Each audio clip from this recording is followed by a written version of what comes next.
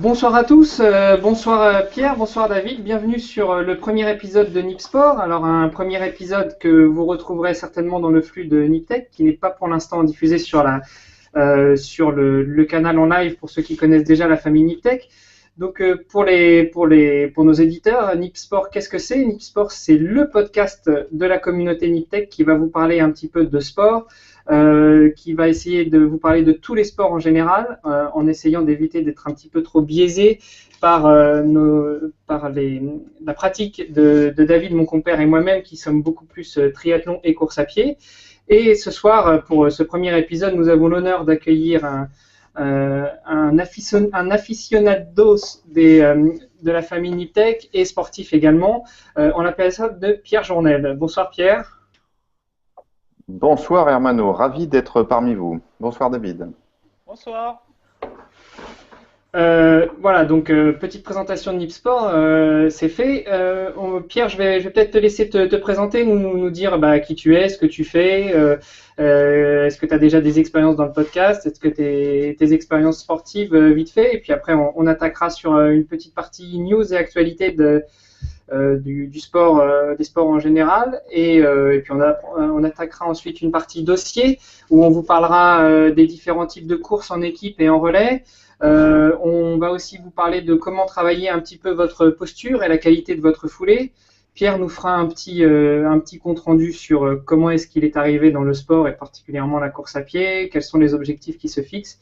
Et puis après, si on a encore un petit peu le temps, on parlera de la Formule 1 qui se réinvente un petit peu en ce moment, et David nous parlera aussi de nouveaux modes de course à pied et des chaussures, d'un certain type de chaussures en particulier. Voilà, Pierre, je te donne la parole. D'accord. Encore une fois, merci beaucoup de m'inviter. Je suis ravi. À chaque fois qu'on me tend un micro pour être présent sur un podcast, je suis toujours ravi de raconter ma vie et tout ça. Moi, je fais du podcast depuis bien longtemps. J'avais commencé en 2005. À l'époque, j'étais au Canada. J'avais fait le PCC, c'était le podcast de la cabane au Canada. C'était une manière de chroniquer un peu notre immigration là-bas. J'ai jamais arrêté. En 2009, j'ai lancé un autre podcast qui s'appelle La Chaîne Guitare, qui m'occupe à 100% actuellement, qui a pour ambition de devenir un peu le Canal Plus des 50 millions de guitaristes qu'il y a dans le monde, c'est-à-dire avec du contenu gratuit. Et si on veut aller un peu plus loin, on prend ce que j'ai appelé le pass backstage pour 5 € par mois. Donc je produis pas mal de podcasts et j'en écoute aussi beaucoup. Donc je suis un grand fan de la famille Niptech. Je pense que je les écoute à peu près tous. Nipdev, j'ai un peu plus de mal, bien que j'ai un passé d'ingénieur, mais ils sont tellement balèzes au niveau technique que ça me dépasse un petit peu. Mais du coup, j'aime bien. Ça me permet de capter quelques buzzwords pour briller en société. Et donc, oui, je me suis mis à... Ah, Pierre, je ne sais pas si on t'a perdu ou si heureux qu'il y c'est... ait un nouveau podcast dans la famille Niptech. Ok, écoute, merci pour cette présentation. On reviendra un petit peu plus en détail aussi sur ta pratique du sport, mais quand même pour que nos auditeurs sachent pourquoi tu es là. C'est aussi parce que tu es sportif, tu fais de la course à pied, c'est ça? Allô, allô? Je t'entends plus trop là, Hermano. David, tu m'entends? Je t'entends très bien, Hermano. Ok. On va essayer d'enchaîner. Pierre, est-ce que tu m'entends mieux maintenant? Petit problème avec sa connexion Internet. Ouais, je crois que cette fois-ci, c'est pour toi le problème de connexion, Pierre. Sur nos premiers épisodes, on avait des soucis. A priori, c'est toi qui as le droit cette fois-ci. Alors, on va essayer de reprendre, on va essayer de continuer, d'enchaîner. Pierre, fais-nous un petit signe si tu veux prendre la parole. Juste pour faire un petit rappel des actualités, parce qu'on a déjà fait un premier épisode 0-0 il y a 15 jours. On avait parlé de l'accident de Schumacher, hein, David, tu t'en souviens? Complètement. Donc Schumacher qui, pour rappel, a fait une chute de ski en fin d'année 2013 et qui a un accident assez grave. Il a eu un traumatisme crânien. Il est dans le coma actuellement. Au niveau des news, j'avais prévu de donner des news sur son état de santé. A priori, il est toujours aussi stationnaire. Donc, on espère que ça ira mieux. Pas grand-chose de nouveau, malheureusement, à vous apprendre là-dessus. Autre petite actualité aussi depuis notre numéro 0, je ne sais pas si tu as suivi un petit peu, David, les Espagnols ont trusté les résultats au Dakar. Ah, j'ai pas du tout suivi, mais tu vas nous raconter l'histoire un peu là. Bah écoute, il n'y a pas énormément d'histoires à raconter, hein. J'ai juste suivi rapidement et effectivement les Espagnols ont trusté les victoires au niveau du Dakar, que ce soit au niveau moto ou au niveau auto. Voilà, bah écoute, autre petite actualité sur laquelle je voulais revenir, on en avait déjà parlé la semaine, il y a 15 jours pour le premier épisode, les JO d'hiver qui s'annoncent bientôt à Sochi, donc ça commence fin février. J'ai une petite correction que j'apporte parce que j'avais dit que ces JO d'hiver s'annonçaient encore plus chers que les JO de Pékin qui a priori étaient les plus chers de l'histoire des Jeux Olympiques. J'avais parlé de 40 millions pour les Jeux de Pékin. En fait, on était à 40 milliards. Et là, les Jeux de Sochi s'annoncent pour être un peu valorisés, engendrer des coûts de plus de 50 milliards d'euros. Voilà. Donc il y a 15 jours, ils avaient vendu à peu près 45% des billets. Espérons qu'ils arrivent à rentrer dans leurs frais. Oula, ça va dynamiser la croissance là-bas, c'est bien. Bah oui, enfin je pense que c'est en général c'est l'objectif aussi c'est aussi l'objectif des Jeux Olympiques de présenter des pays et puis de dynamiser un petit peu la croissance. D'accord. Alors je crois que Pierre a des petits soucis de connexion parce il a quitté le Il vient, il part, il vient, mais qu'est-ce qui se passe? Écoute David, Pierre, on t'attend avec impatience, hein, reviens quand tu veux. Bah écoute, on va pouvoir commencer à enchaîner directement sur les dossiers, vu qu'au niveau de l'actualité, c'était quand même assez pauvre. Il y aura une petite actualité que j'évoquerai tout à l'heure, mais quand on aura fini les dossiers, enfin quand on abordera le dernier dossier, plus sur la Formule 1. Premier petit dossier que je voulais aborder, c'était les courses en équipe. Les courses en équipe ou les courses en relais. Donc là, c'est beaucoup plus appliqué à la course à pied et au triathlon. David, toi, est-ce que tu as déjà pratiqué des courses à pied, des compétitions en natation ou des triathlons en relais? En relais, très peu. Mais j'en ai un très bon souvenir par contre. C'est bien. Dès qu'on est en équipe, on court pas que pour soi et c'est très sympa. Et après, on se raconte des histoires. Ça me plaît en tout cas. Oui, effectivement. C'est l'avantage souvent des courses en équipe, voire en relais. Ça dynamise un petit peu l'activité, comment dire, on se retrouve entre amis, on se retrouve entre collègues, et puis ça crée des liens qu'on n'a pas forcément dans d'autres activités qu'on pourrait être amené à faire à plusieurs, notamment quand on fait des courses en équipe ou en relais entre collègues. Alors quand même une petite précision au niveau on parle souvent de course en équipe, voire course en relais. La différence entre une course en équipe et une course en relais. Une course en équipe, ça va être à plusieurs et tout le monde va prendre part au départ en même temps. Tout le monde va arriver en même temps et puis on va comptabiliser, enfin en même temps. Tout le monde va partir en même temps et on va comptabiliser tous les temps d'arrivée et puis à la fin on va faire le total et toutes les équipes s'affronteront par rapport au total du temps de chaque personne qui ont passé la ligne. On parle également d'équipes en relais, enfin de courses en relais. Là, ça va être beaucoup plus des personnes qui se passent le relais. Alors, on connaît bien ça, le relais, le 4x100 pour l'athlé, des relais aussi en natation. Les gens se passent le relais. Il y en a un qui part, il fait la course, il donne le bâton, ou il donne le témoin, ou il passe le relais au deuxième, etc., etc. Donc là, on va parler de course en relais. Et puis, moi, il y a une sorte de course que j'affectionne énormément.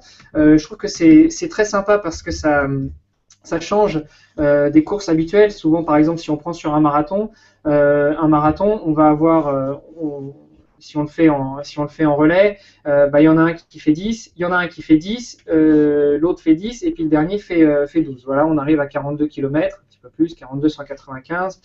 Chacun a fait la même distance. À la différence, sur une course en équidène, et là ça s'applique surtout au marathon, on va courir à 6. Donc pas à 4, mais à 6. Ça permet d'avoir une équipe un peu plus nombreuse, donc de prendre du plaisir en plus grand nombre. Et puis, on va diversifier aussi les distances. Les distances de l'équidène, c'est 5, 10, 5, 10, 5, et pour finir 7,195 puisqu'on court un équidène sur un marathon. Donc ça fait que tout le monde ne court pas la même distance. On va pouvoir le faire avec des personnes qui ont plusieurs niveaux en course à pied. Une personne qui sait déjà bien courir et puis qui sait tenir la distance va pouvoir courir le 10 km. Une autre qui a un petit peu moins d'expérience prendra le 5 km et se limitera à ça. As-tu, toi, David, déjà participé à des équidènes? Non, non, mais pourquoi pas, à l'occasion, tu m'en proposes un quand? Bah écoute, il y en a un que classiquement je fais avec quelqu'un que tu connais peut-être qui fait partie de notre corpo, avec Michael Orange. Il y en a un, donc le 1er mai à Sénart, en région parisienne. On fait ça? D'accord, Sénart, 1er mai? On en Ouais. rediscute, pourquoi pas. Ok, bah écoute, ce sera éventuellement un challenge à relever et puis ce sera aussi peut-être l'occasion de rencontrer les auditeurs de Nip Sport. Allez, banco. Pierre, est-ce que tu es revenu dans la discussion? Oui, tout à fait. Là, j'avais coupé mon micro, j'ai perdu la connexion, puis j'ai rembarqué. Je t'entends, je t'écoute religieusement. Alors, qu'est-ce que tu penses de ces courses en équipe, en relais, les marathons en équidène? Est-ce que tu as déjà participé? Est-ce que ça te tente? Est-ce que mon explication te semble cohérente? Alors, ça faisait partie des moments où j'entendais pas tout, donc j'ai pas tout compris ce que c'était l'équidène. Les relais, la réponse à non à est-ce que j'ai déjà fait des courses en relais, je trouverais ça assez sympa de le faire. Malheureusement, j'ai pas beaucoup de personnes qui courent autour de moi, mais je trouverais que ça serait assez sympathique. Alors, si tu peux redire ce que c'était l'équidène, j'ai compris qu'on courait sur des distances différentes, mais à 6 par exemple sur le marathon, et donc c'est juste que les segments sont différents, de longueurs différentes, c'est ça? Voilà, c'est ça. Les segments sont de longueurs différentes. D'accord. Donc, et Et justement, toi qui disais que tu connais pas énormément de monde qui fait de la course à pied, ce serait l'occasion de mettre tes amis à la course à pied, puisque les segments sur l'équidène, c'est 5, 10 à nouveau, 5, et puis 7,195 pour terminer. Donc, un 5 et km. on, Vas-y, David. pardon, et on finit ensemble surtout, Et c'est ça? il y a certains équidènes où on peut finir ensemble. Après, tout dépend. Si tu prends le premier segment, ça va, tu as le temps de te retrouver à la fin pour faire les 7 derniers bornes avec tes potes. Si tu prends le troisième ou le quatrième, c'est peut-être plus dur de se retrouver D'accord, ça dépend. au 35e. Ça dé- D'accord. Mhm. Mais effectivement, tu Moi, vois, Vas-y, Pierre, excuse-moi. oui, excuse-moi, oui. J'ai eu une expérience là, c'était cet automne où il y avait les courses de l'Odyssea, qui sont des courses qui rassemblent des fonds là contre le cancer du sein. Et pour la première fois, moi je m'étais inscrit pour le 5 km et ma femme aussi, mais nos trois enfants. Donc du coup, bon, c'était un petit 5 km super pépère, mais j'ai eu le plaisir on est partis tous ensemble, et on est arrivés tous ensemble, et c'est un feeling incroyable, surtout qu'on est habitué à courir tout seul, c'est assez sympa. Ouais, et c'est effectivement ce que je disais au début, c'est-à-dire que j'ai fait la différence entre les courses en équipe, les courses en relais, et puis j'ai illustré avec un petit équidène qui est un petit peu, qui pourrait être à la croisée des chemins. Donc en fait, ce que tu as fait, c'est une course en équipe avec la famille, et c'est vrai que c'est super sympa. Autant c'est sympa de se retrouver à plusieurs pour l'entraînement, autant les courses, enfin, en compétition, courir à plusieurs, je trouve ça aussi super agréable. Ouais. Mhm. Euh, Au niveau des courses en relais, bon, enfin des courses en équipe plutôt, il y en a qui sont très connues dans le monde du triathlon, puisque c'est la distance qui est aux Jeux Olympiques de triathlon, ce qu'on appelle la distance olympique, ou le court distance en français. Ce sont des courses en équipe. Donc les mecs partent même si c'est des Jeux Olympiques et même si c'est individuel, les mecs partent à 10 ou 15 en équipe, et puis le meilleur finit. Mais il y a un classement individuel et il y a un classement en équipe. Toi, David, tu t'es déjà aligné sur du court distance en équipe avec des gars de la section? Rarement, déjà je fais peu de courtes distances, donc bon, oui, j'ai pas souvent, je fais principalement du long, hein, donc non, voilà. Ok, bah écoute, tu avais pris la parole, c'est très bien, je te la redonne pour essayer peut-être Allez, de parler de ton dossier où tu vas nous parler de comment travailler la posture et améliorer la qualité de la foulée. voilà, complètement. Ouais. On va d'abord présenter comment ça se passe, comment améliorer sa foulée, qu'est-ce qui joue dans le corps, sur le corps, qu'est-ce qui permet d'avoir un rendement du tonnerre et aller vite au final, sans se blesser bien sûr. Et donc on va partir d'abord sur le gainage. Comme de loin, comme ça paraît. On dit tiens, c'est un autre sport. Tu me parles du gainage, moi je te parle de la course à pied. Je ne comprends pas. Mais en fait, c'est l'un est indissociable de l'autre à un certain niveau. Pourquoi? Parce que il faut d'abord être gainé pour être pour pas se blesser et deux parce que euh, pour pouvoir mettre en place une bonne foulée, il faut euh, il faut également travailler avec le haut du corps. Oui, avec le haut du corps. Et Faire des justement, tu pompes. peux, tu peux peut-être nous rappeler ce que c'est que le gainage Alors, pour le les gainage. auditeurs qui nous écoutent et qui connaissent pas? Alors, le gainage, en fait, c'est faire la musculation principalement avec le poids du corps. Donc on peut faire des dips, donc on peut faire des montées d'escalier, des montées de genoux, des pompes, des lombaires. On a une multitude d'exercices qu'on peut trouver sans problème sur Internet qui permettent justement d'acquérir ce gainage. Donc voilà. Donc maintenant, je vais parler de deux types de gainage. Le type de gainage du haut du corps et le gainage du bas du corps. Je partirai d'abord sur le gainage du haut du corps. Pourquoi? Parce que en fait, le haut du corps est moteur. Quand on commence à se fatiguer sur un marathon, par exemple, c'est le haut du corps, il va s'effondrer. Et à partir de là, on va s'avachir et la foulée, ça va impacter la foulée au final. Donc, pour cela, bien faire quelques pompes par semaine, par exemple, et des lombaires. Donc, les lombaires, c'est le muscle du dos derrière. Voilà. Le muscle, c'est ce qui nous maintient.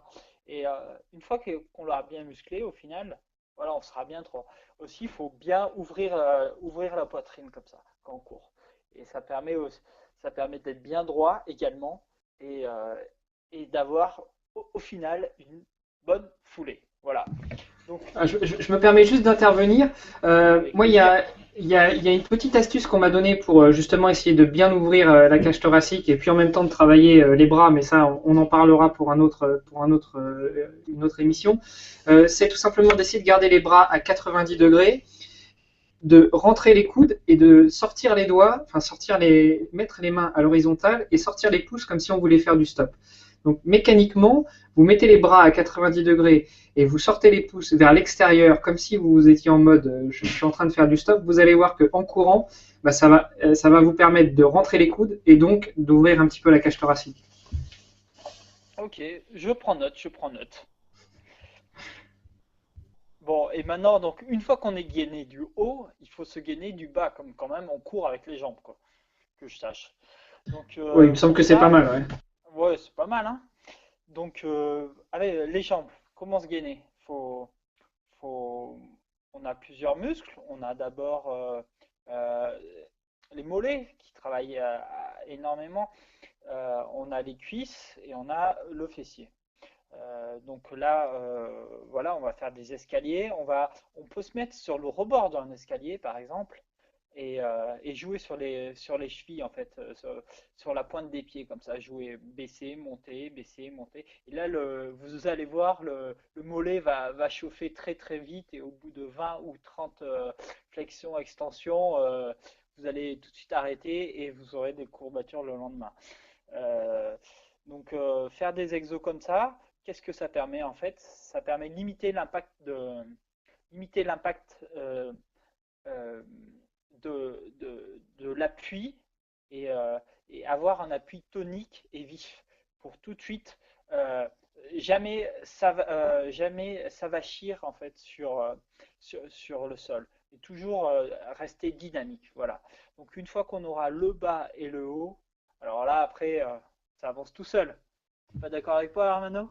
Bah ouais, enfin après il reste plus qu'à mettre un pied devant l'autre. Pierre, qu'est-ce Oui, que t'en voilà. penses? Allô? Ah, bah écoute. Oui. Ah, Allô? Oui. Oui. oui. Oui, oui, excuse-moi, j'avais coupé le micro histoire de ne pas faire de bruit. Moi, ça a été une découverte relativement récente, le gainage. Alors, j'écoutais avec beaucoup d'attention ce que disait David et c'est effectivement l'image, en tout cas que moi j'ai entendu il n'y a pas très longtemps et qui parle beaucoup, c'est que le corps quand on court, pour que ça fonctionne le mieux possible, faut que ça soit effectivement rester très dynamique et c'est l'image du ballon de basket. Un ballon de basket, s'il est complètement dégonflé, bah, vous le lancez par terre, pouf, il va faire pof, il va pas rebondir. Alors que s'il est bien gonflé, bien tendu, eh ben, il va rebondir. C'est un peu l'image que j'ai déjà entendu utiliser par plusieurs coachs pour dire bah voilà à quoi ça sert le gainage parce on aura tendance à se dire bon bah attends t'es gentil mais faire des pompes moi c'est avec mes jambes que je cours pas avec mes bras alors que la posture est super importante et en particulier enfin je pense que c'est vrai aussi sur les distances courtes mais sur les distances longues là c'est probablement encore plus important parce que si on n'est pas assez fort du haut du corps, effectivement, au bout de 10, 20, 30 bornes, on va un peu s'effoirer, comme David a expliqué. Ouais, surtout que Exactement. 20-30 bornes, faut déjà les tenir, faut déjà avoir un bon niveau en course à pied, hein. Oui, De tout à fait, oui. l'entraînement surtout. De l'entraînement. Ouais, donc le bon niveau va de pair avec l'entraînement. Complètement. Et justement, je pense qu'en parlant de cette tonicité, hop, en parlant de la tonicité, justement, euh, je ne sais pas si vous avez vu apparaître, mais de plus en plus, on a un phénomène de mode qui s'appelle en fait le barfoot. Qu'est-ce que le barfoot en fait? Ce sont des chaussures minimalistes. Vous en avez entendu parler? Alors moi j'en ai un petit peu entendu parler parce que justement tu nous en as parlé dans l'épisode 0 qu'on a commencé à faire. Pierre, est-ce que tu connais toi? Oui, je connais, j'ai relativement peu pratiqué, sauf quand j'étais au bord de la mer. Une fois, je me suis dit, tiens, je vais voir qu'est-ce que ça donne de courir quelques kilomètres pieds nus. Et enfin, j'ai l'impression qu'il y a un peu deux écoles là-dessus. J'ai vu des échos où les gens disent, bah, c'est bien peut-être d'intégrer un petit peu de courses minimalistes, voilà. Et il y en a d'autres qui disent, oui, il faut vraiment y aller à dose très homéopathique. Hmm. Donc il y a un peu cette école-là, puis il y en a d'autres qui disent non, non, mais on a été fait pour courir pieds nus et c'est débile de courir avec des chaussures hyper amorties comme on a aujourd'hui. Alors je suis impatient d'entendre ce que David va nous dire là-dessus. Alors, bon, les barfoot. Donc déjà, le principe, voilà, c'est une semelle très très fine juste pour protéger au final la peau. Euh, donc la première chose qu'on va être tenté de faire, c'est de limiter en fait l'impact. Instinctivement, quand on va courir avec des barfoot, vu qu'on va sentir toutes les vibrations, on va essayer d'avoir la foulée la plus légère, la plus tonique. Donc, quels sont les impacts?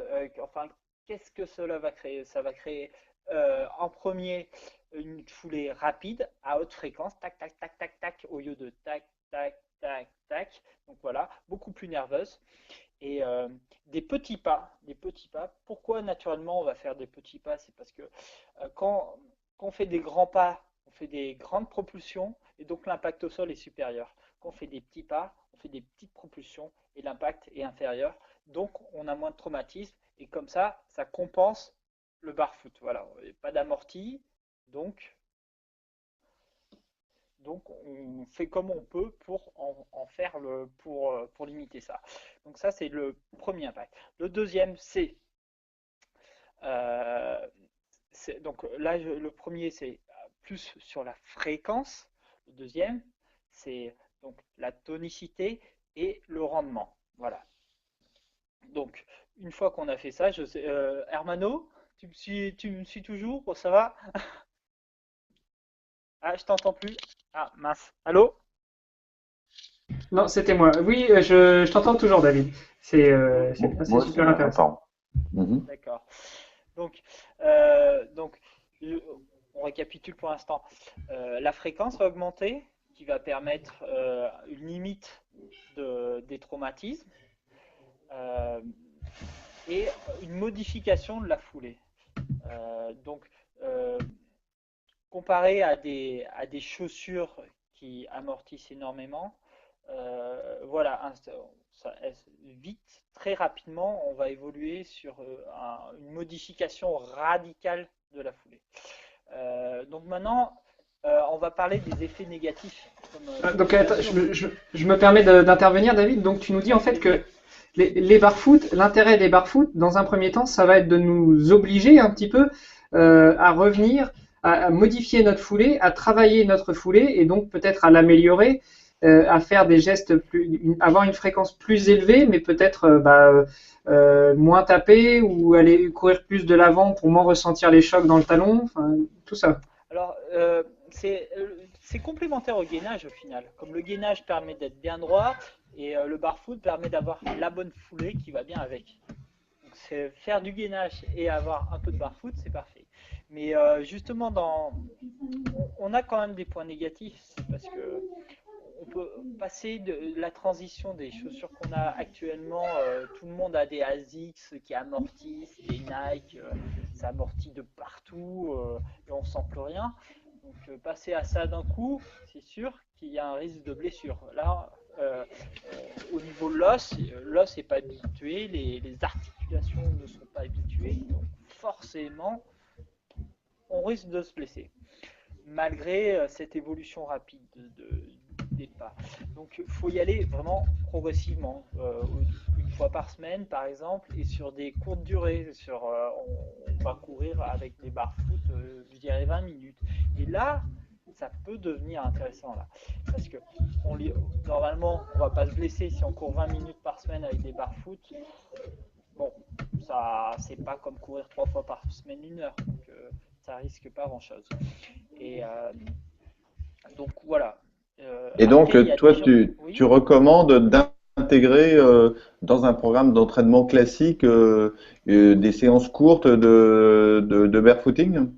Voilà, exactement. Une fois par semaine, tac, on prend ses barfoot et puis on va courir 20 minutes, hop, et ça va modifier la foulée avec des baskets classiques à terme. Et c'est ça l'intérêt. D'accord. Voilà. Ok. C'est quand même toute une logistique. C'est quand même toute une logistique à mettre en place parce que on va déjà faire une séance sur piste et donc quand il fait beau, et qu'on est motivé, qu'on va se mettre une grosse séance de 30-30 ou des choses comme ça, on va prendre les pointes ou des chaussures légères, mais on va quand même faire l'échauffement avec des chaussures bien lourdes et puis une séance de plus par semaine, on va se rajouter 20 minutes de barefoot. C'est pas mal? Exactement, quand on est motivé, on est à fond, hein. Ouais. Donc voilà. Donc là, je pense qu'on a fait un peu le tour du barfoot. Maintenant, actuellement, c'est vrai on voit sur certains sites, certaines personnes prônent l'utilisation de barfoot continuel tout le temps, courir avec ça tout le temps. Je suis pas sûr que ça soit la meilleure solution. En tout cas, je pense que c'est un risque. Il faut l'intégrer progressivement et après aux sensations en fait. Voilà, dès qu'on a des signaux d'alerte, on limite le barfoot forcément parce que ça tape quand même. Voilà. Ouais, là c'est vrai qu'on aborde après un autre sujet qui est plus forcément sur le barfoot mais qui est plus général. On conseille souvent aux gens qui commencent le sport et même aux sportifs d'être relativement attentifs à leur corps. Alors, pas tomber dans l'excès, c'est-à-dire j'ai une petite ampoule, je m'arrête de courir ou je m'arrête enfin, quel que soit le sport qu'on fasse, je m'arrête de pratiquer pendant une semaine. Non, être attentif à son corps pour éviter justement des problèmes qui pourraient survenir derrière. Comme tu dis, quand on fait une séance de barefoot, si on sent qu'on commence à avoir des douleurs au talon ou à l'avant du pied, bah, c'est peut-être le moment de ne pas faire une deuxième séance ou d'arrêter la séance d'aujourd'hui. De la même manière, si on sent qu'on commence à avoir une contracture au mollet, j'imagine que c'est pas forcément conseillé de continuer à courir ou de se faire une séance de 30 bandes le lendemain. Exactement, oui. C'est sûr, mais souvent on complexe, voilà, on a un objectif, on se dit oh il faut quand même que je m'entraîne et au final qu'est-ce que ça fait? Ça fait une périostite et le jour de la course, et ben soit on fait pas la course, soit on la fait dans un sale état et c'est pas bon pour la santé, ça c'est sûr. Voilà. Petite parenthèse pour toi, Pierre, parce que je me suis quand même permis d'écouter ton dernier podcast du PCC, hein, et tu disais que tu avais couru à Paris l'année dernière et que malheureusement tu n'avais pas réussi à faire l'objectif que tu t'étais fixé. Mhm. Là, je pense aussi qu'on rejoint un petit peu le point où on disait savoir s'écouter et puis parfois savoir être raisonnable aussi. Tu l'as dit toi-même, hein, t'es parti trop vite et du coup t'as souffert sur la fin. Ouais. Donc, bah écoute, je te laisse peut-être prendre la parole pour nous parler un petit peu de ton expérience, enfin quel sport tu fais, comment t'es arrivé à ce sport, quels sont tes objectifs, comment tu te prépares, qu'est-ce que ça représente pour quelqu'un qui a sa boîte à côté, comment tu fais pour gérer tes entraînements et puis peut-être Mhm. est-ce que tu as réussi à tirer certains enseignements des expériences, des compétitions que tu as déjà faites? D'accord. Je vais essayer de pas être trop long, mais bon, moi j'ai toujours fait du sport à plus ou moins grande dose, hein. Là, j'approche l'âge canonique de 47 ans. Quand j'étais plus jeune, j'ai toujours eu une sainte horreur de la course à pied, hein. Il fallait vraiment que je cours après quelque chose, que ce soit une balle de tennis, un ballon. Là, j'ai habité 10 ans au Canada, je faisais du hockey. Enfin bon, voilà. Et c'est en 2004 en fait où avec un copain, enfin, je l'ai convaincu de faire le Mont Blanc avec un stage de haute montagne et il recommandait de faire un petit peu de cardio. Je me suis dit bon bah ok bah là mon canard là le cardio faut courir un peu donc Ah oui, tu m'as fait euh, peur, j'ai cru que tu avais commencé direct la course à pied en attaquant par l'UTMB. Non, quand tu parles de Mont Blanc, c'est non une ascension du Mont Blanc. oui Pas tout à encore fait l'UTMB, c'était non bientôt non l'UTMB. Bientôt ouais sûrement l'UTMB bientôt peut-être. ouais. Voilà. Ouais, les doigts dans le nez, ouais, finger in the nose. Non, j'ai toujours été fasciné un peu de la haute montagne j'avais vu ce stage de haute montagne où on faisait une première course de 3 jours, on a fait une nuit en refuge, on redescendait à Saint-Gervais puis on faisait l'ascension au Mont Blanc de manière tout à fait classique. Donc ça c'était en 2004 et puis bah j'ai pris goût à courir. Je me suis dit, bah tiens, écoute, t'as pris goût à courir, pourquoi pas t'inscrire à un premier 10 km. J'ai beaucoup aimé l'ambiance, l'expérience. Après, on se dit, bon, bah voilà, je vais essayer de m'inscrire à un demi-marathon, ce que j'ai fait. J'ai couru mon premier marathon, demi-marathon, c'était donc à Montréal. Et donc, je suis en train de regarder mes petites notes, c'était en 2005, voilà, en avril 2006, pardon. Et puis après, je me suis dit, bon, bah voilà, j'ai survécu à un premier demi-marathon en 1h56. Un marathon, c'est juste le double. Donc, je me suis entraîné pour faire le marathon. Et depuis 2006, je fais en général deux marathons par an. Je dis en général Ah parce qu'il se oui, trouve que waouh. l'année où j'ai fait mon meilleur temps, qui était à Berlin, où j'ai fait 3h30 et puis une poignée de secondes, c'est curieusement l'année où j'ai fait 3 marathons. Donc c'était en 2010, voilà. Voilà, donc ça a été quasiment presque une révélation hein, pour moi de courir à tel point que maintenant, bah, ça fait partie de mon hygiène de vie. Euh, et, voilà, je fais en général un marathon au printemps, puis un marathon à l'automne. Mon marathon le plus rapide jusqu'à présent, c'était Berlin, donc en 2010. Là, bah, j'essaye de passer en dessous de 3h30. Donc D'accord. jusqu'à il y a pas très longtemps, jusqu'à il y a 2 ans, bon, j'avais pris des programmes un peu à gauche à droite comme ça pour voir les 4-5 premières années, je l'ai fait de manière très artisanale, quoi. Donc j'avais pas de cardio-fréquence mètre, pas vraiment de plan précis. Je savais qu'il fallait courir 3-4 fois par semaine, mais À c'était pas l'instinct. beaucoup plus précis. Bah, presque à l'instinct ou juste en me documentant un petit peu comme ça, mais je faisais pas de fractionner et c'est bien après que j'ai compris que je courais trop et trop vite et que je faisais pas de variation dans les tempos. D'accord. Et, Et pardon, j'ai oui. une, j'ai une question. Tu conseillerais quel marathon? J'ai l'impression que tu en as fait plusieurs, donc Ouais. est-ce qu'il y en a un en particulier qui t'a vraiment, où tu t'es fait plaisir et tu dis celui-là, il faut le faire? Bah oui, j'en ai fait pas mal des marathons parce que là, je pense que le dernier que j'ai fait, le marathon de La Rochelle, ça devait être mon 12e ou 13e marathon. Mhm. Euh, s'il fallait que je choisisse le plus beau, je pense que ça a été le marathon de Prague parce que Ouais. il est vraiment, il est essentiellement dans la vieille ville. Il est vraiment splendide. J'ai fait New York aussi une fois. Là, c'est un souvenir fabuleux parce que c'est vraiment quelque chose d'assez mythique où il y a du monde, mais quasiment, mais d'un bout à l'autre, quoi. C'est assez incroyable. Puis bon, bah, bien sûr Paris puisque c'est ma ville natale. Et forcément, bah, Montréal, puisque c'est là où j'ai couru mon premier marathon en 4h13. C'est là où je suis passé en dessous de 4h à 3h59. Et donc, bon, c'est très difficile de conseiller un marathon. Hein. D'accord. C'est- Là, tu c'est- nous en as dit quatre. Bon, bah, on va tâcher de les faire tous les quatre et puis on te ouais. dira qu'est-ce qu'on en pense. Voilà, c'est ça. Et donc depuis 2 ans, en fait, enfin, j'ai commencé ça l'année dernière, où je me suis inscrit à un truc qui s'appelle Urban Running sur Paris, qui propose un système un peu de coaching où il y a une séance en groupe le samedi matin, avec des choses assez précises, du fractionné, où on travaille l'allure marathon dans telle et telle zone, ou bon. Avec soit des variations dans les vitesses, soit des variations dans les distances, et avec des coachs qui sont là pour voir comment on court, pour donner des conseils. Donc, et ça m'a fait beaucoup progresser. Au marathon de Paris l'année dernière, j'ai fait 3h36, qui était mon record sur le parcours, en tout cas.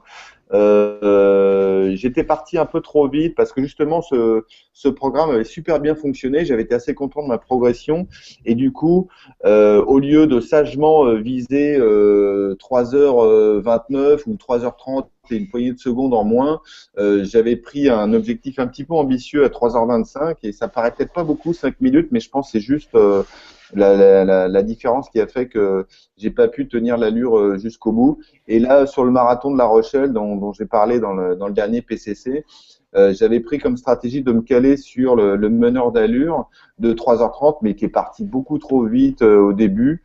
Et ce qui fait que, bah, comme toujours, voilà. Et pourtant, Dieu sait si c'était donc mon 12e ou 13e marathon, ce qu'on gagne au début, on le paye double tarif à la fin. Et j'ai terminé, je sais plus, en 3h50, enfin très loin de mon objectif. À partir du moment où on perd le rythme, on commence à alterner marche et course à pied, là, c'est très difficile de rester dans le rythme. Donc En gros, si, l'objectif, vas-y, pardon. en gros, si je comprends bien, tu t'es brûlé les ailes aux deux derniers marathons en partant trop vite, c'est ça? Oui, oui, c'est ça, ouais, tout à fait. D'accord. Et Ouais, donc, est-ce qu'une tactique, ça serait pas, bah, tu fais un semi en dedans, ou vraiment un petit train tranquille, et puis au semi, hop, tu passes la vitesse supérieure, boum, et puis t'accélères et tu fais un montant comme ça. Ça serait pas ça, la solution?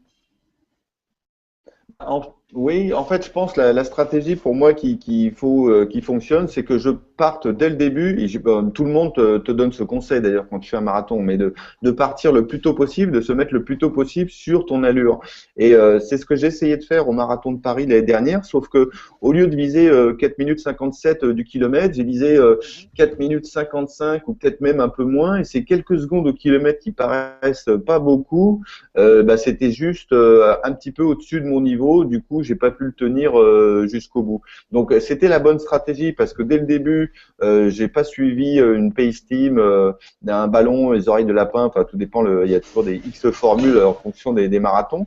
Je suis parti vraiment sur ma course en solo, mais je suis parti juste un peu trop vite. Et là, La Rochelle, j'ai suivi la pace team là, de 3h30 et qui est parti beaucoup trop vite. Donc, Donc, il est faut parti comme vraiment un fou, quoi. bah oui, un petit peu trop vite. Je sais plus, à 10 ou à 20 kilomètres, j'avais genre 2-3 minutes d'avance sur le plan de marche. Donc enfin, c'est énorme. Alors c'est du temps que j'ai rattrapé. Enfin, plutôt que voilà, j'ai pris mon temps après au ravitaillement, mais on sait l'énergie qu'on a brûlée dans la première partie, elle est vraiment après. Et effectivement, comme dit David, la bonne tactique, c'est de partir sur son plan de marche et puis le plus loin possible s'y tenir. Et puis, si on est bien sur les 5-10 derniers kilomètres, ben, ouvrir en grand la machine. Et c'est ça d'ailleurs ce qui me fascine dans le marathon, c'est qu'on a le temps de s'installer finalement dans la course. Et si on s'installe mal dès le début, si on part trop vite, on est dopé à l'adrénaline, on a le kick, l'excitation de la course. Voilà, on part comme une balle et puis on le paye sur la Au fin. Par mur. contre, si on part juste sur le bon tempo dès le début, après, oui, c'est ça, c'est le fameux mur. Mais finalement, le mur, c'est quoi? Ça veut dire qu'on court un petit peu au-dessus de son niveau et puis on attaque la filière lipidique beaucoup trop tôt et du coup après, ben, ça se casse la figure d'un coup, quoi. Ouais, sachant que sur un marathon, enfin, David pourra confirmer aussi, parce que lui, il fait encore plus long, il nous fait des Ironman, mais sur marathon, c'est pas une course qui se fait comme un 5 ou un 10 km qui dure maximum 1 heure, c'est de la course longue, et on passe par plusieurs étapes. Pour des gens qui ont déjà nagé longtemps aussi, pour des gens qui font de l'endurance, du ski de fond par exemple, ou même du tennis, tout le monde sait qu'on passe par des phases d'excitation au début, des phases où Ouais. ah, bah ça va, je me sens bien, je garde le rythme, j'accélère pas, donc là on est un petit peu plus réaliste. D'un seul coup, on a une grosse montée d'adrénaline et on a une grosse phase d'euphorie. Alors ça, sur le marathon, ça se situe en général, ça dépend des gens, hein, ça se situe vers le 25-30. Et puis là, cette grosse montée d'adrénaline, eh ben, elle rechute. Et là, on passe de l'autre côté où on est vraiment, j'exagère, mais on est presque en pleine déprime et puis on se dit qu'on va plus y arriver. Et c'est ça le mur. C'est là qu'on a mal, qu'on paye en plus les efforts qu'on a fait avant. Et si par malchance, eh ben, on a mal et en plus dans sa tête on va pas super bien, bah, on commence à marcher un peu, on ralentit le rythme et alors là, casser le rythme pour descendre, je pense que c'est pire, hein, David. Oui, c'est sûr. Et après, c'est une souffrance telle. Je sais pas si on a vraiment le choix quand quand on a le mur. On sait plus quoi faire, quoi. On fait, c'est sauf qui peut et on finit comme on peut. Voilà, presque à quatre pattes, quoi. Ouais, et c'est souvent ce que j'explique d'ailleurs, que les gens comprennent pas toujours enfin,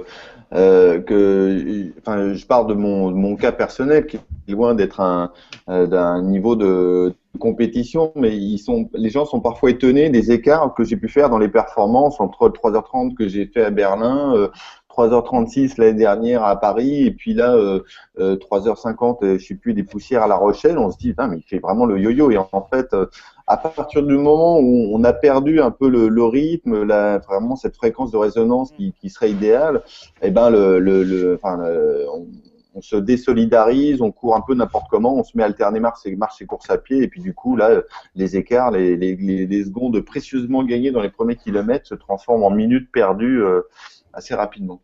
Et puis un point aussi qu'on n'a pas abordé, c'est l'alimentation en course. Je pense que Ouais, c'est très important très, et ouais, très, très. justement pour le mur, on peut se le prendre si on mange pas assez dans les premiers kilomètres. Ouais. Moi, je pense un des problèmes que j'ai, et c'est quelque chose auquel je compte faire super attention cette année, c'est l'hydratation. Moi, je suis quelqu'un qui transpire beaucoup et je pense que je bois pas assez vite, assez tôt. Et Alors j'ai un conseil pour ça. ouais, vas-y. Euh, L'eau, au final, t'en bois, mais quand on court, on a l'estomac qui ballotte un peu et on arrive mal à fixer l'eau. Et je te conseille de prendre de l'eau sucrée.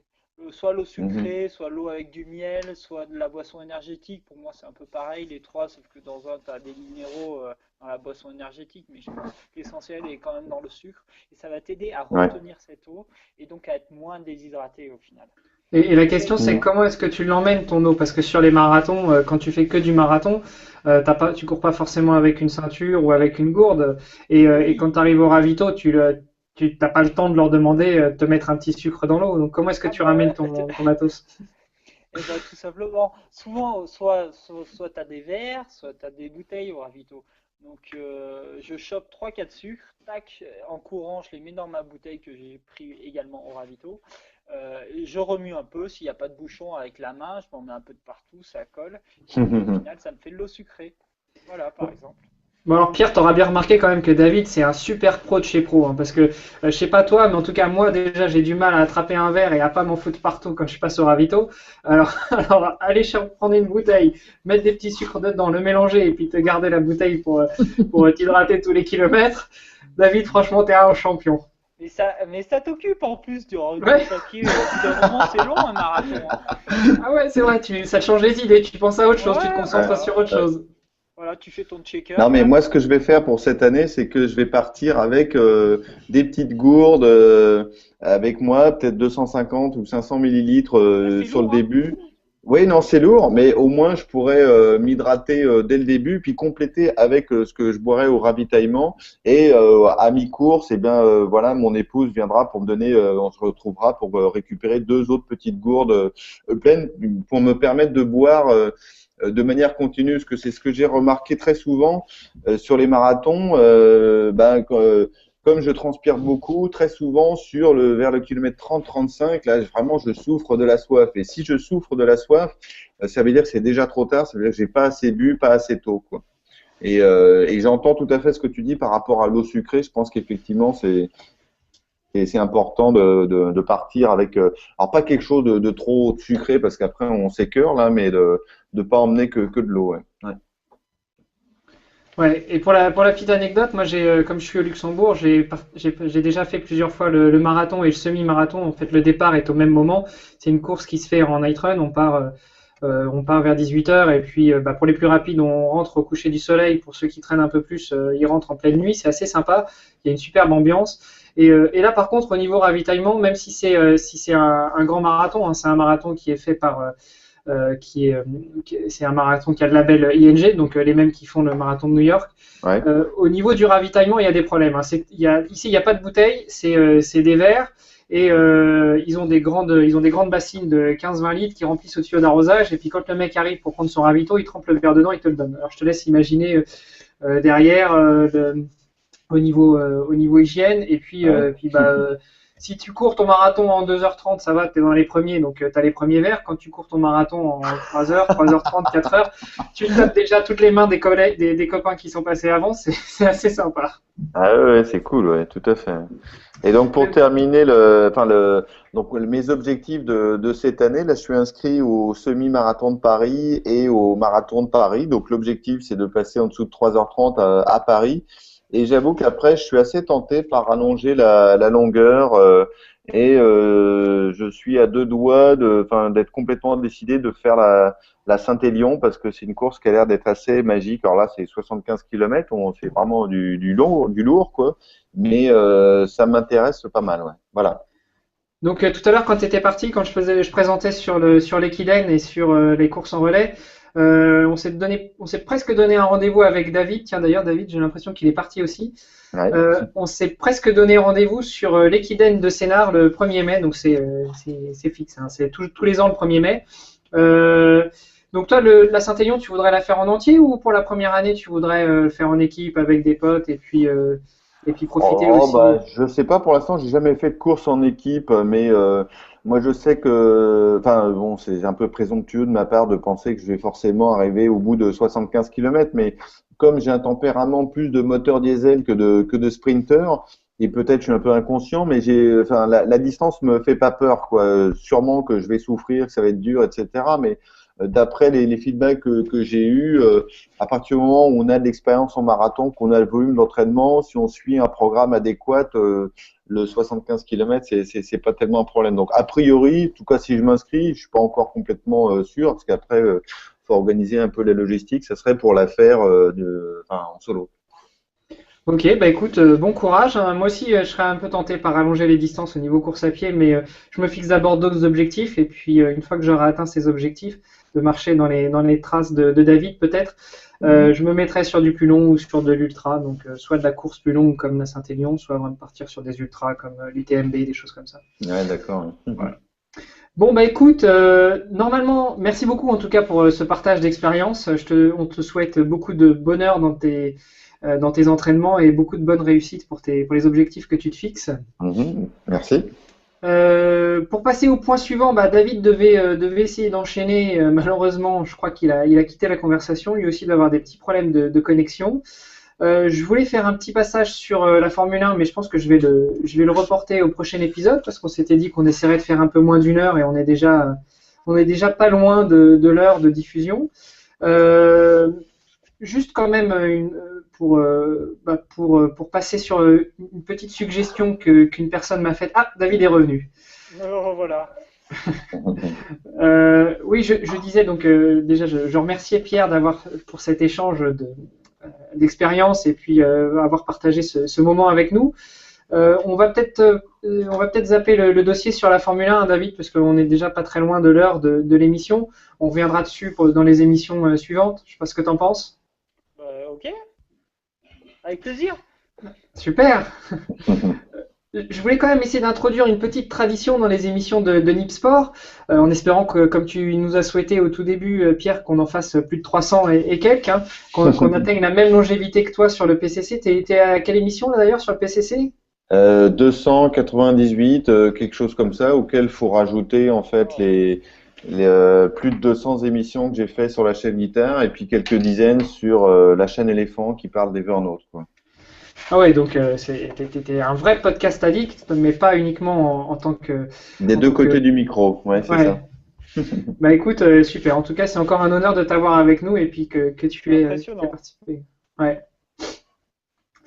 Bah écoute, oui, donc on va essayer d'avoir la même longévité et puis quand on atteindra le 300e épisode, bah peut-être qu'on te réinvitera pour que tu viennes fêter cet anniversaire avec nous. Ah bah, j'espère que vous me réinviterez avant, hein, quand même, hein. Oui, bah j'espère aussi, surtout. Après ton marathon? Oui, bah écoute, oui, Banco, bah, je serais ravi de venir, enfin, en particulier si ça s'est bien passé, enfin même si ça s'est mal passé, hein, c'est toujours intéressant. Bah c'est toujours intéressant d'avoir un échange d'expérience. Je pense que t'as déjà atteint une certaine maturité dans la pratique du sport et tu sais, tu sauras nous dire où est-ce qu'à ton avis ça a pêché, qu'est-ce qu'on peut améliorer et ça fera un super thème pour les émissions prochaines. Ça marche. C'est vrai qu'en parlant des missions futures, on s'était dit aussi avec David, je crois qu'on s'est fixé un autre objectif certainement en commun, qui est le triathlon du Tri-Sapin. Hein, David, t'es toujours partant pour celui-là? Ah bah, je suis chaud bouillant. En plus, c'est facile pour toi, c'est pas un vrai court, c'est pas un vrai long, ça va être pépère pour une préparation Ironman.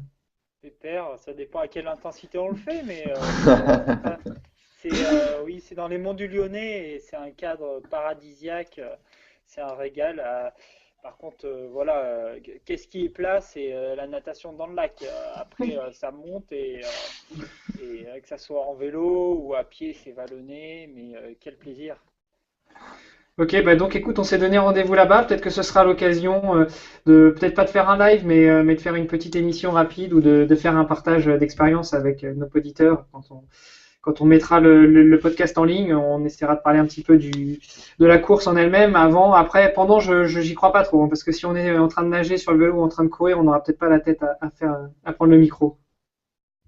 Oui, c'est sûr. Mais c'est toujours des choses, enfin moi je sais que ça m'est arrivé de faire des podcasts, des PCC où j'ai pas enregistré tout du long, mais avec des petites séquences audio où j'enregistrais au début de la course, au milieu, etc. Une fois que tu montes ça après, ça fait des résultats d'enfer, parce que tu fais vivre de l'intérieur des courses. Donc moi, j'adorerais écouter un podcast d'un triathlète, hein. Alors, il faudra que, comme tu es un pro de la technique, toi, Pierre, ce sera toi qui devras venir pour nous tenir le micro, hein, parce que je t'assure que sur le vélo ou en course à pied, on aura du mal à tout brancher, hein. Oh bah écoute, moi je l'ai bien fait en course à pied. Alors la natation, là, ça me paraît peut-être un petit peu difficile, mais par contre sur le vélo, ça me paraît faisable. Après, il faut avoir un petit équipement, tu vois, même avec un téléphone, une heure, ça peut se faire. Et puis voilà, t'as pas besoin d'enregistrer des trucs longs. C'est juste pour, tu sais, pour avoir capter un petit peu l'ambiance. Et puis parce que de toute façon, tu vas être concentré sur ta course, donc tu veux pas te mettre à placoter pendant 3 plombs, quoi. Mais Ouais. ça peut donner des super résultats, ça. C'est vrai que sur un 90 bornes de vélo, ça permet de te changer les idées et puis de te concentrer sur autre chose en même temps que tu regardes la route. Voilà.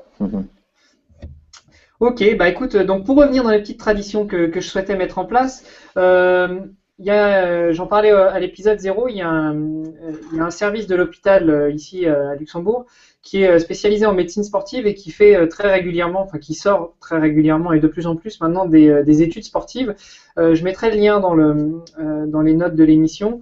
La dernière étude que j'ai vue passer parlait des lésions du ligament antérieur croisé. Alors je vous invite vraiment à aller la voir parce que c'est une étude facile et rapide à lire qui parle des problèmes que rencontrent beaucoup de sportifs, que ce soit du coureur, du skieur, du tennisman et autres, au niveau des problèmes d'un ligament qui est dans le genou.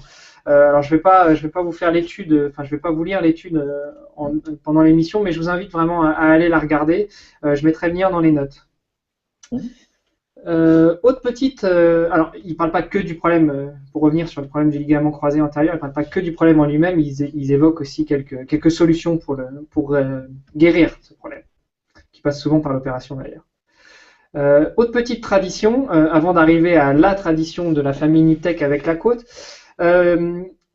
la petite minute Quantified Self sportif et une nouvelle technologie dans le sport. Toi, Pierre, est-ce que tu es un... Oui, je sais que tu es un adepte du Fitbit. Oui, oui, tout à fait. J'ai toujours un Fitbit avec moi. Je me suis pris au jeu au début. Au début, c'était vraiment parce que je suis assez branché gadget, mais j'avoue que je me suis pris au jeu. Ça n'a pas tellement changé grand-chose à ma pratique de la course à pied, parce que je vois pas trop l'intérêt dans la course à pied. Par contre, pour les jours où je m'entraîne pas, c'est clair que je suis en général assez vigilant à faire mes 10 000 pas quotidiens, etc. Et on se prend au jeu de justement de la gamification, de voir comment est-ce qu'on se positionne par rapport aux petits amis, etc. Donc, je trouve que c'est un système qui est drôlement bien fait. Ouais. Ouais, alors pour expliquer juste, parce que je suis arrivé sur le sujet, mais je l'ai pas forcément expliqué. Pour ceux qui regardent la vidéo, ils le verront. Alors un Fitbit, c'est quoi? Là, notamment, moi j'en ai un, c'est un Flex. C'est un petit bracelet comme ça. Alors c'est un simple bracelet en plastique dans lequel il y a une petite puce qui là est pas si simple que ça et qui va s'amuser à compter finalement tous les pas que vous faites dans la journée. Alors bon, c'est super sympa, comme tu dis, ça permet de prendre part à la gamification, à cette espèce de jeu, de se comparer avec ses petits camarades des communautés Fitbit, notamment il y a une communauté Niptech dans Fitbit, donc de se comparer avec la communauté, avec ses copains qui en ont un ou qui ont un Fitbit aussi, ou d'autres, hein, mais là notamment aujourd'hui je voulais parler du Fitbit. Ça coûte pas énormément cher, c'est une centaine d'euros, et puis ça se synchronise très bien avec les ordinateurs, les téléphones, et en live, ça vous permet de voir sur votre téléphone ou sur votre ordinateur à combien de pas vous êtes dans la journée. Avec des barfoot, tu t'imagines? Avec des barfoot, tu vas bien justement, ça doit bien permettre de savoir combien t'es de pas. Et puis ouais, vu que tu dois augmenter la fréquence, tu dois vite faire tes pas dans la journée. Hein. Exactement. Et donc oui, on se fixe un certain nombre de pas. Alors l'objectif moyen, je crois, qui est par défaut quand on acquiert son Fitbit, est à 10 000 pas, ce qui correspond plus ou moins à 10 km dans la journée. Ça fait partie des recommandations quotidiennes de marcher, de faire 10 000 pas dans la journée. Donc voilà, c'est un petit gadget. Moi aussi, je m'en suis offert un. J'ai découvert ça il n'y a pas très longtemps. C'était vers fin décembre quand un ami a été aux États-Unis et qui m'en a ramené un. D'ailleurs, pour la petite anecdote, je suis un peu déçu parce qu'il m'a ramené un Flex alors que je voulais un Force, mais a priori la vendeuse n'a pas voulu lui vendre le Fitbit Force parce qu'il avait, ils étaient en rupture de stock. Donc les différences après entre le Fitbit Flex et le Fitbit Force va être au niveau des fonctionnalités. Sur l'un, on voit facilement quelle heure il est, alors que sur le Fitbit Flex, qui est le mode de base, on a juste un affichage en termes de LED qui va vous dire plus ou moins où est-ce que vous en êtes dans votre objectif de la journée. Et voilà, c'est un petit appareil assez sympa. Alors comme tu disais, Pierre, ça révolutionne pas sa méthode, sa façon de courir, de s'entraîner. Pour ça, il y a d'autres appareils, notamment les bons vieux ancêtres du Quantified Self qui sont les cardio. Hein, David, je pense que tu connais bien ça aussi, les montres cardio avec GPS, sans GPS, avec Footpod, sans Footpod. Oui, on en parlera dans des prochaines émissions. Voilà, ce sera des super sujets pour en parler dans d'autres émissions. Mais effectivement, en course à pied, ça fait quelques années qu'on connaît ce type d'appareils qui sont peut-être beaucoup plus fiables que les Fitbit et qui permettent de mesurer tout un tas d'autres choses. Voilà. Et la différence, c'est que le Fitbit Force, lui, il intègre, comme le Fitbit One, la mesure des étages, alors que le Fitbit Flex ne fait que la mesure des pas, hein, je crois. Oui, effectivement. D'accord. Alors, ce qu'avait Fitbit en plus des autres appareils, ce qui m'a fait aller moi vers Fitbit, c'est aussi que ça permet de monitorer votre sommeil. Donc c'est tout simple, hein, le principe. Je pense que avec l'accéléromètre qu'il y a à l'intérieur, il mesure votre agitation pendant votre sommeil et puis à la fin de la journée, si vous avez pensé à le déclencher, il va vous montrer un petit peu la courbe de votre sommeil, comment était votre sommeil, s'il était agité ou pas, et à partir de là, il en déduit un nombre d'heures ou de minutes effectives de sommeil, n'est-ce pas, messieurs? Oui, c'est ça. Moi, enfin, j'avoue que je m'en suis servi pendant quelques semaines au début.